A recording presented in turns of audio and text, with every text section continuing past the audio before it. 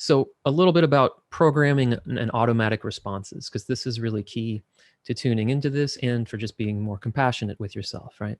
When you touch a hot stove for the first time as a child, you might have done this and not have a conscious memory of it, but we have many of these types of experiences in our life. That experience is now wired into your autonomic nervous system.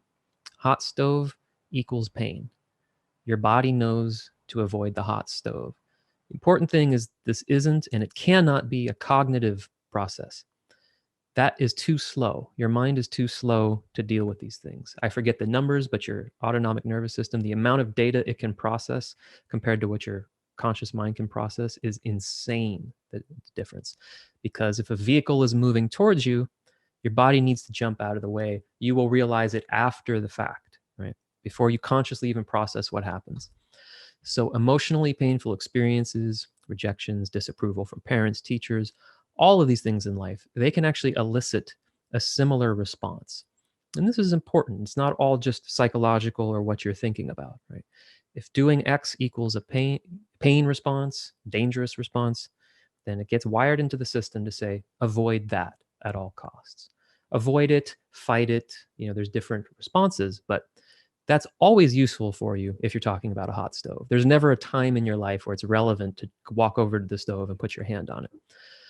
You don't have any goals that require that, but you do probably have goals in your life that might require you to be more visible, present who you are, what you do to strangers, be more close with people in your relationships, maybe reveal certain aspects of yourself, offer your services, charge money, put a price, deal with people on a professional level. So any one of these can bump into these types of pain points. They can have a response that's very similar to like touching a hot stove.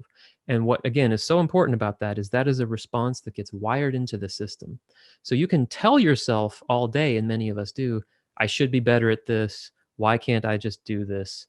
I'm going to get up today and try to force myself to do this, which is psychological on some level, obviously.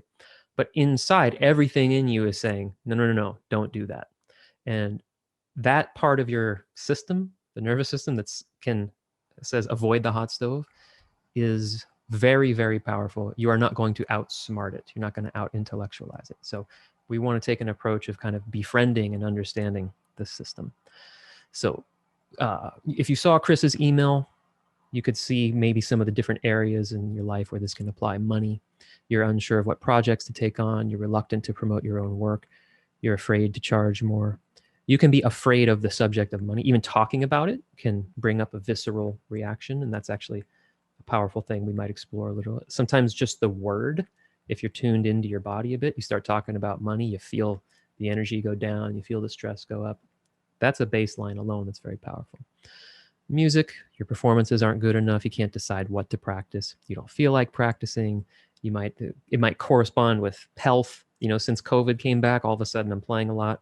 My hands are hurting. That's causing stress. What's wrong with my hands, right?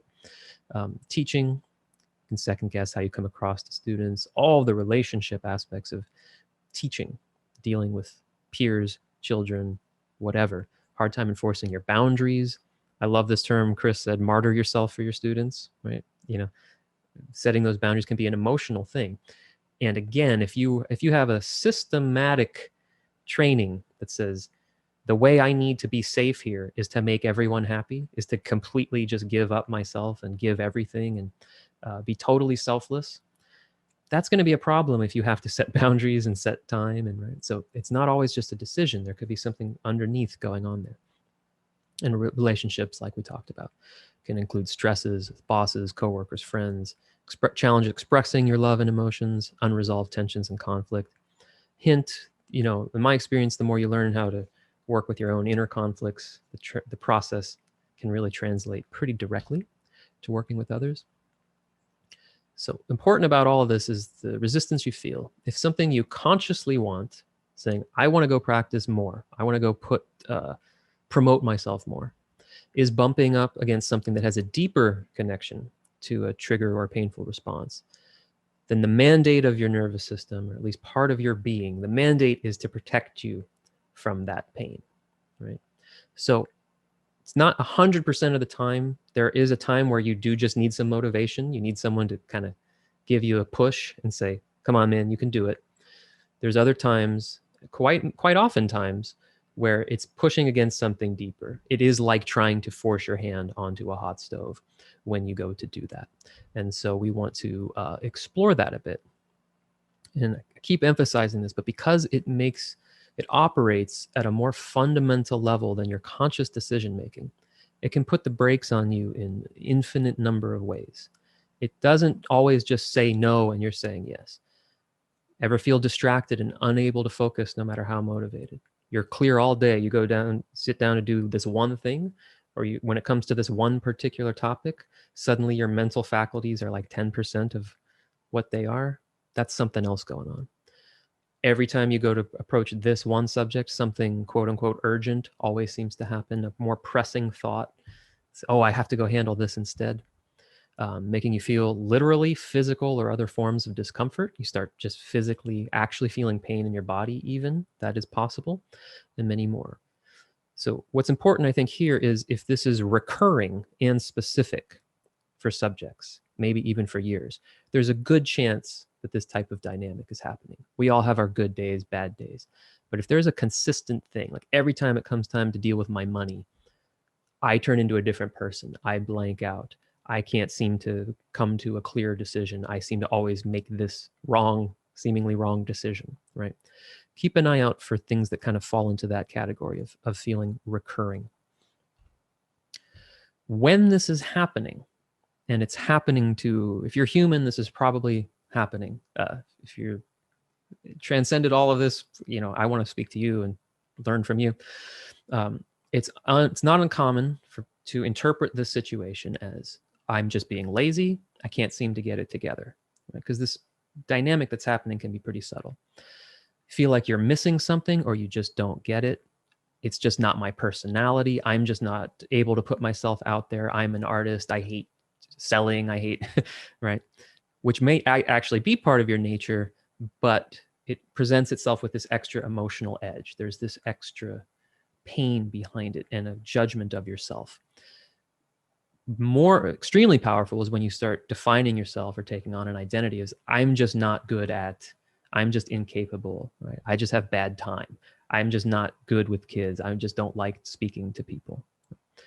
Or project that any of those things onto other people, the society. That's stopping me. That leads me to anger, right? The world, people just don't respect the arts enough. It's all their problem. Right? Yeah, we're not in the most artistically sophisticated culture maybe, but there are people succeeding. There are people doing things that by all logic seems like it shouldn't be able to have that level of success right now. So again, all that's happening from my perspective, and of course, world of psychology, there things can go very deep, but in this particular context and way of approaching this particular practice that may be helpful to you is to see that some of these things is your nervous system just protecting you from what it learned is painful and potentially dangerous. So just take a moment to let that sink in for a moment. If you have something, it may not be conscious, right, that is learned in your body, you have a feeling and an emotional experience behind it.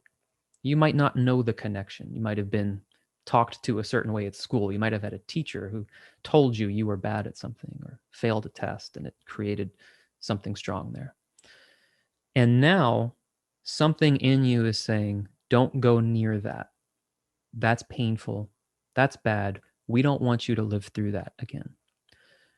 What's important to recognize about that is that's not a broken machine. That's not a defective system.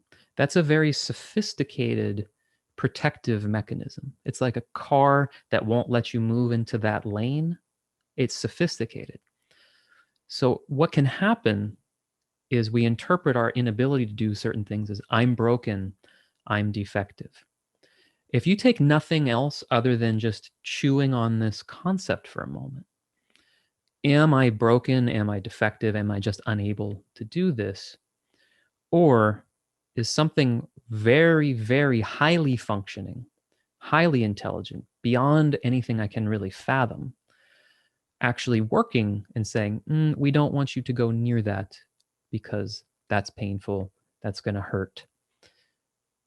That can open the door to a very different view of yourself potentially and what's going on inside you, and can maybe even introduce a different way of looking at yourself. So let's bring up one of those subjects together, right? Think of something, and just let the first one come to your mind, that's fine, where you see yourself as, I'm not good at this, or this is a problem for me, this is a challenge for me, and it stings on a level that's more than just like, yeah, this is kind of a challenge. This is like a fun challenge I can overcome, right? And just see if you can feel any of the dynamic that's taking place inside of you. Notice the way your mind, the types of thoughts, the way you start talking to yourself when this subject is introduced. And before we actually do any type of processing here or exploring, all I want you to do is just introduce this idea. Just explore it. Be open to it as a possibility. That what's going on here is not that you are a problem or there's something broken here that needs to be fixed and solved, but that this resistance you feel is something that might actually be trying to help you from its perspective. So just sit with that for a moment. Just even introduce the idea. There's this force, there's something in me that feels like, it's just not letting me go forward. It's distracting me. It's pushing against me. And just imagine for a moment that that big force is like a bodyguard or some figure saying, hey, back off. It's not safe for you in there. Granted, that doesn't necessarily solve anything because he's still, he or she or it or whatever is still there. But it's harder to be mad at that person or that energy. It's not the same quality as what's wrong with me, what's wrong with you, I hate this, why can't I push through this? How would you talk to or approach or conceptualize, something doesn't feel like this is safe for me? It starts to open the door to a different dynamic. Because the system is not actually your enemy, and again, we hope to, through this, have some felt experience of that, because it's conceptual as an idea, might be useful, but we want to actually feel it. If it's not your enemy, if it's actually working for you, and someone is here, like a parent, saying, no, you can't go play with that, but they're doing it out of love and protection, you don't need to fight it. You can't, punch it and kick it and try to make it go away. It's also part of you, by the way, which is fascinating because we contextualize it as being this force that's against us. It's also you. So you're kind of punching yourself in the face when we're saying, I got to fight this procrastination, I got to beat it. If we can start to work with it in its own language, it doesn't respond to the thought, hey, I want to do this. Its language is, I touched a hot stove, it burned. Its own language is feeling and experience. So when you can process some of these experiences, find ways to move towards your goals that start to feel safe and manageable. Oh, that's not safe? Why isn't that safe? Oh, right. Well, what if we took one step in this direction? How does that feel? That same force that's fighting against you can start to actually nudge you towards it, nudge you towards the goal. So it's the same energy. Right?